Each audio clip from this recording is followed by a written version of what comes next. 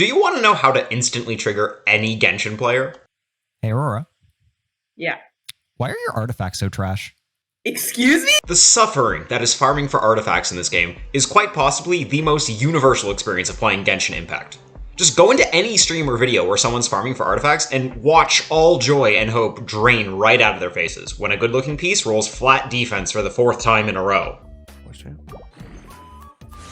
Please. Fucking defense again, bro! Stop! Why? Why would you... Why would you do that to me?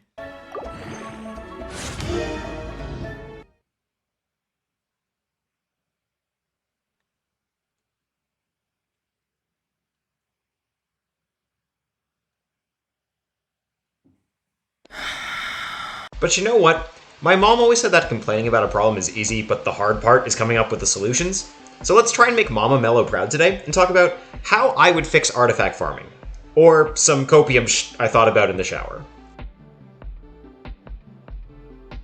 Now, before I start claiming that I can make better design decisions than a company that came up with a novel billion-dollar gaming IP, I think the least we can do is talk about the things that the current artifact system does well. After all, we need to at least make sure that whatever we offer as an improvement to the system doesn't break something that's working well right now. The current artifact system excels at... well... I like the sprites? Okay, but actually, maybe I just have low expectations from other gacha games, but Genshin's system isn't even the worst I've played with. Tons of other games have more painful gear systems and do stuff like locking an artifact to a specific character and making you spend resources to unequip or move them around, limiting important best-in-slot gear to only being available on gacha banners, or even making PvP exclusive rewards that are only realistically attainable for whales. Say what you will about the current system, but farming for artifacts in Genshin is at least accessible for everyone. Every artifact domain can be done in co-op if your teams aren't strong enough, and no matter how much money you spend on the game, you're still farming the same domains as everyone else. The only actual benefit Hive spenders have is that they can refresh daily resin to do more runs and get a head start farming out new domains. Eventually, even a free-to-play player should be able to catch up to the quality of their gear. Good artifacts are also permanent and flexible power for your account. The fact that it's so easy to swap artifacts around means that when you finally do manage to roll some really good pieces, you always have access to them. You can feel your account getting more powerful and see it visually as your artifact screen starts to fill up with more and more maxed out 5-star pieces. And you know, that's a really satisfying feeling for a lot of players. Plus, it means that whenever you pull for a new character, you can deck them out with all of your best gear to have a pretty solid character to play with right out of the box.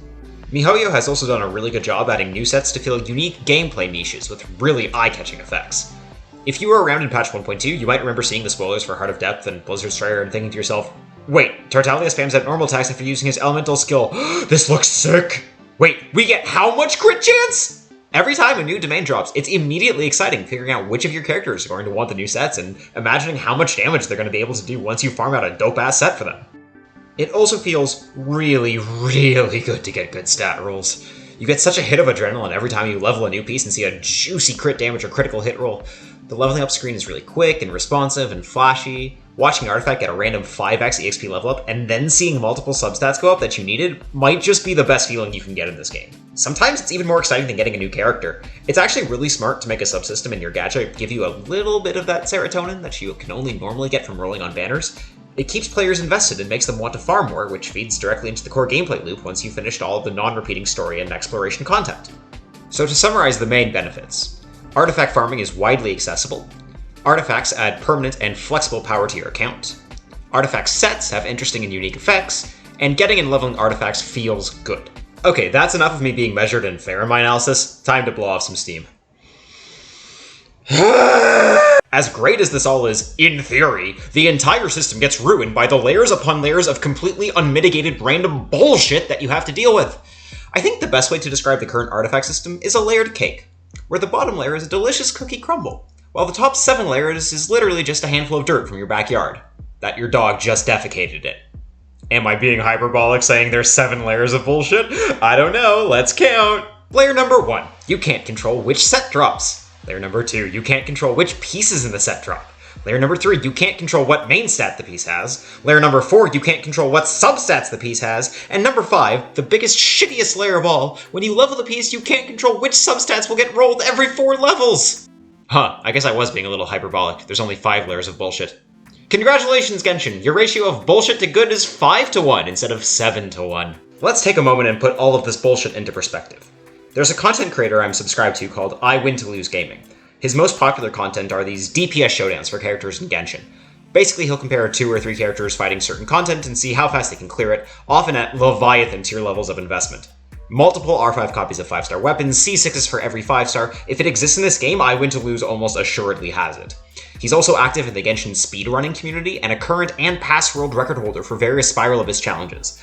The guy is super legit. If you enjoy Genshin content, I highly recommend giving his channel a follow. And also Enviosity, Tectone, and Fish. I swear I'm not trying to monetize your content. This is just a passion project for me. I'm not making any money, please. Oh god! Okay, so why am I bringing this guy up? Well, he recently did one of his DPS showcase challenges with Yoimiya, Hu Tao, and Diluc. The builds he's showcasing for these characters are just absolutely cracked, like completely beyond what looks even remotely possible for the average player. This is what maxed out farming for artifacts looks like for a player who not only farms daily, but can refresh his resin the max number of times every single day. And you want to know the crazy thing? Sometimes his artifacts are only hitting 80% of maximum potential. Because of all the layers of absurd RNG involved, getting optimal pieces for a given character is literally impossible. You have a better chance winning the lottery than you do of ever getting a perfect build for a character in Genshin, even after spending thousands and thousands of dollars on this game. This is a pain I know all too well. I want to show you my Venti build. Venti is one of my favorite characters in Genshin, and I spent literal months farming the Viridescent Venerer domain to try and get him a full 4-piece on-set Elemental Mastery set. In that time, do you want to know how many EM main set helmets I found? None. 0. Zilch! All of my resin for the entirety of patch 1.5 and 1.6 went into farming this god-forsaken domain. And when I had reached my wit's end and dumped another 30 fragile resins into the domain in a fit of frustrated rage, do you think MiHoYo saw fit to show me even an ounce of mercy? No. No mercy would come. They gave me an EM main set helmet. With incredible substats, too. But at 4 stars. I slumped back in my chair, breathless, staring on in disbelief. I felt in an instant all the energy and life sucked out of my body. Before me the veil of uncertainty parted, and I saw a vision that crushed my feeble, mortal mind with absolute dread and despair. In that moment I saw through space and time into the endless void stretching on beyond the mortal coil, and I knew, in my heart of hearts, that this was to be my fate. I would be farming this domain. Until I died. You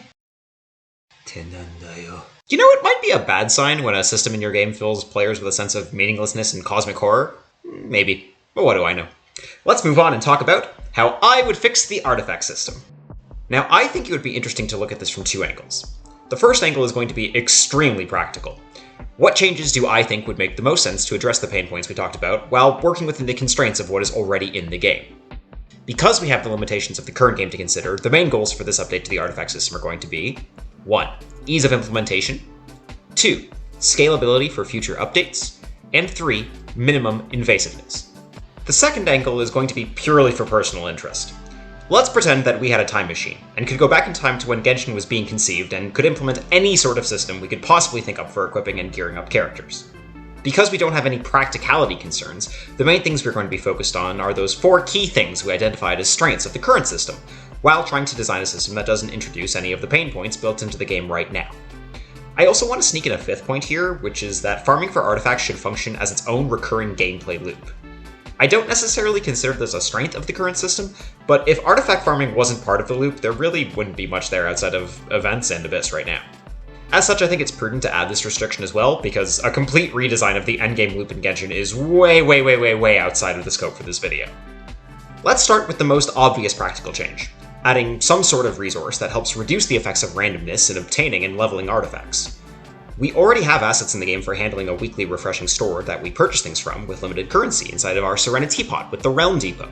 It even has items that can be turned into experience for leveling artifacts, so it seems like a fairly natural place to add a new type of item. Well, what would this new item do? A few things that come to mind would be letting you reroll some number of substat rolls, either directly or by de-leveling the artifact so that you can level it again for a chance at better substats. Giving some sort of token that can be exchanged after clearing a domain for guaranteed drops of a specific piece and or set. Or even just more resin that can only be used for artifact domains specifically, or something like the condensed resins that give extra rewards when clearing an artifact domain. You wouldn't even need to use realm currency to purchase them. There's plenty of room in the interface to add a new type of currency that can be obtained in whatever way you imagine. I think the biggest benefit of making a change like this is that it would make players feel slightly more in control of the randomness. Even if it only results in slightly better stats and gear on average, the fact that players would be able to purposefully use this new resource to focus their attention on the characters who need it most should go a long way towards remedying a lot of the current frustrations with the artifact system. They could also do this by adding something to the Genesis Crystal store, but the shitstorm that would ensue from the community would be astronomical. As for what I would do with complete control of Genshin systems and no limitations on what we can design, honestly, I'd probably just copy shamelessly from a lot of other games I like. I mean, it's not like I'm a real designer or an actually creative person, god. Luckily, I do play a lot of RPGs, which means I've seen tons of different gear systems and have lots of options to steal from. In the interest of keeping this video from turning into a multi-hour look at how different RPGs handle character progression via item rewards, ooh, editor's note, I should totally do that for a long-form video essay, I want to focus in on the concept of set bonuses. I actually think Genshin had the right idea with set bonuses, but just didn't go far enough. You see how every artifact domain only has 2 sets that can drop at 5-star rarity and another 2 that can drop at 4-star rarity and below? Have you also noticed how almost no endgame builds actually use 4-star pieces, because even with strong set effects, you're just missing out on a huge amount of base stats? Well, we can fix both of these by either completely removing the concept of rarity on artifacts, or just making way more sets that can drop at 5 stars. Imagine how much more interesting it would be if we had like 3 times as many useful artifact sets that we could use in our characters. I would also want to go in and take a look at set bonuses to try and make more of the sets universally applicable. I think my optimal design would have at least 6 pieces, because that means you have to make a meaningful decision between 3 2-set bonuses or 1 4-set bonus and 1 2-set bonus. Right now you have no reason to run many 2-set bonuses because they just amount to more damage of a specific type or some bonus stats. The 4-set bonuses are the main selling point for most sets, but because 4 pieces covers the entirety of your build, it really doesn't leave much room for creativity. Let me give an example of what I mean. The Heart of Depth set is currently a fairly narrow set that doesn't see much use outside of Tartaglia. With a small change, we can keep the core identity of an artifact set that rewards characters who cast their elemental skill and then stay on field to do more damage, while making the benefits slightly more universally applicable. There are lots of characters that might want elemental skill cooldown reduction, but only really Hydra characters want the current bonus. Here's another example. The Crimson Witch of Flames is completely locked into being used on Pyro characters because of the stacking Pyro damage bonus. How could we try and reimagine this as something more universally attractive? The core fantasy of this set is really resonant. You can imagine this witch throwing great balls of fire, and the fire gets stronger as it burns more things. So let's try and keep that fantasy, but make it more about universal chaos by buffing elemental mastery instead of a specific element, and having the 4-piece just so insanity, with enemies erupting out different elements that keep chaining reactions around until the battlefield turns into absolute chaos. While we're adding new sets, we should probably cut down on the number of stat rolls as well. Maybe just make each piece have a main stat and 1 to 2 substats, or even have each set only use 1 combination of stats per item in the set. I'd like to bias the RNG towards which pieces you collect instead of what stats you get on those pieces, because I want the set bonuses to be the main focus. This might be my World of Warcraft showing, but I think on average more people would be happy with waiting for a piece to drop than getting multiple copies of the same piece and needing to level them up to see which one has the highest numbers. And that's it for our quick little look at the artifact system in Genshin. I had thought of this idea last night while I wasn't able to sleep in my boiling room and thought it would be a fun topic for a quick video in 24-hour turnaround. Right now it's 11:25 p.m. And considering that my laptop is currently on fire, I don't think we're getting this rendered before midnight. If you enjoyed the video, make sure to like, comment, and subscribe. Let me know down below if you have any ideas for cool artifact sets you would like to see in this artifact system I created, and maybe I'll hire you as the first imaginary designer in my non-existent gaming studio. Okay, thanks, bye!